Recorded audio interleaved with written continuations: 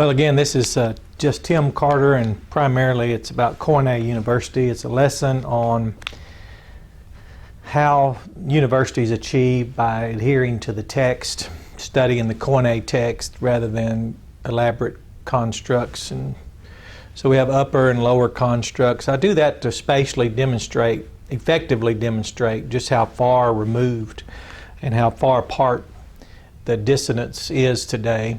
These intentional mental disagreements that if you really would have a hard time taking seriously that it's not intentional. It just seems that people work very hard.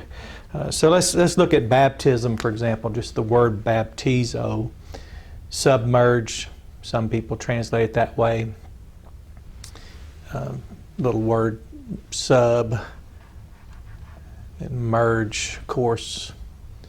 And merge is the finite verb form of the past participial form merse, which is usually translated immerse.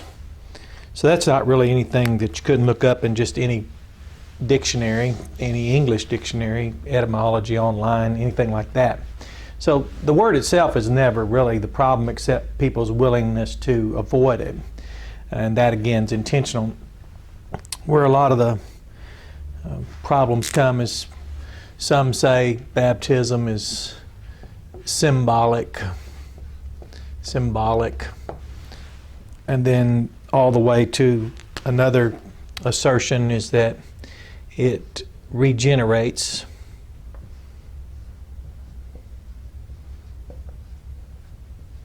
That is, as a lot of reformers, a lot of Protestant, well, when you talk about sectarianism, you're looking at various sects all out there. Protestantism is just a vast array. But among groups, Protestant groups, even Martin Luther, even today, Lutherans, I think, I don't know if it's called Lutheranism, but anyway, teaches that baptism regenerates, or that a person's regenerated in it. So you have this, again, far division, this diversity.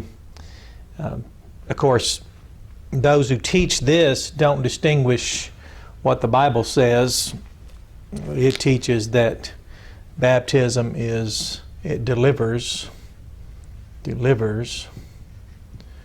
And of course, in these far removed, diverse positions, let's just say these extremes for a moment, this really doesn't say much, and this really says more than what the scriptures say. There's no text exists in any KOINE text, any KOINE New Testament that says has baptized with water and regenerate, nor even baptize and generate in any text whatsoever. That's a construct, a low-level construct, and of course this one was more of a reaction against it. The Bible says that Peter said on the day of Pentecost, Acts 2:40, deliver yourselves from this corrupt generation, save yourselves from them. Noah was said to have been delivered through water. That was from the word giants in the English text, which refers to tyrannical people. Of course, there's a lot more in that text than that, but had water not come, that is the flood, Noah, having built an ark, would have been in vain. He couldn't have escaped that violent, hostile environment. The children, the Hebrews, that is, children of Israel, Hebrew children, as they escaped from Egypt, were all baptized into Moses, crossing that Red Sea. They were being delivered from Pharaoh and his armies. They had already been delivered by the blood of Christ in Egypt from the death angel that was sent, the wrath from God against the world depicted by Egypt. So really there's nothing in these two extremes that come close to representing or communicating this. And then also there's the question of always water, or again water, and then they tie it to regenerate, or water and a symbol, but a lot of the texts don't refer to water, which then makes them of no use for the people who promote or advance a construct called baptismal regeneration. Then they have no use for the text. So actually the only faith on earth that has any use for the text, that can see water in text but not go farther than the text permits to regeneration, and then not omit the delivering function of it, are those that understand that the texts don't always have water in mind, rather the gospel first. Mark 16:16, he that believes the gospel is the object of that faith, that is merged. The agency of that passive voice, merge, is the gospel, will be delivered by it, that is the gospel. But the one in the next text who disbelieves the gospel will be judged downwardly by the gospel. And that's just real KOINE, common text. Of course, it does nothing to support all of the vast numbers, majority of religion. All teach a regenerative attribute or aspect to water baptism. Now, they disagree on even how to administer that water, the amount of water, the why of the water, the who administers the water. So it becomes quite an entanglement there. Thus, you can see why some would retreat so far as to just say symbol and then leave out this deliverance, for this deliverance actually functions as Saul of Tarsus was commanded to wash himself away from his sins, which that certainly placed him in a precarious position in relationship to Judaism that he now is calling negative testimonies. The things he went out and did in arresting people, committing crimes against people because they did not any longer agree with his religion, which at that time was a form of Judaism, which that's a vast, ever adapting, changing religion today. You don't even have to believe the God of it.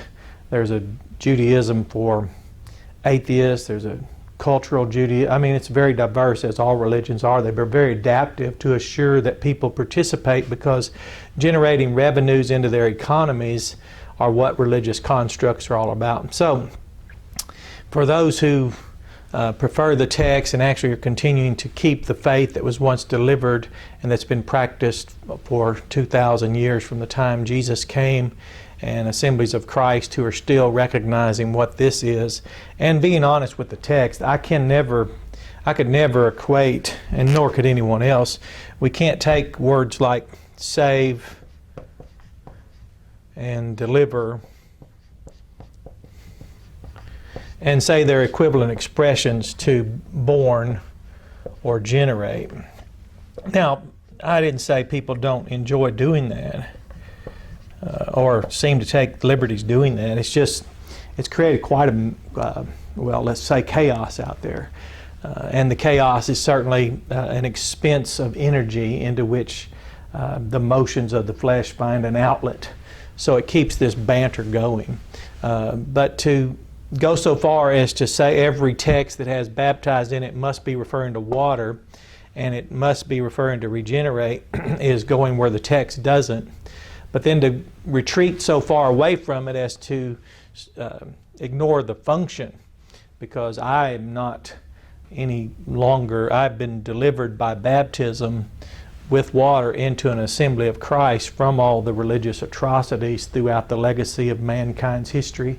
In 6,000 years, beginning with Cain's persecution of Abel, because Abel worshipped in a correct manner, and then of course Cain had to kill him for that. It's the only irrational thing persecutors can do, is kill those who are adhering to the text. And of course, being what was once accused a Baptist, and all through the centuries, different groups of people, Paulicians, Waldenses, Albigenses, all the things that we know throughout history of God's always had people here, a covenant people throughout every time, day, every duration in history, every age.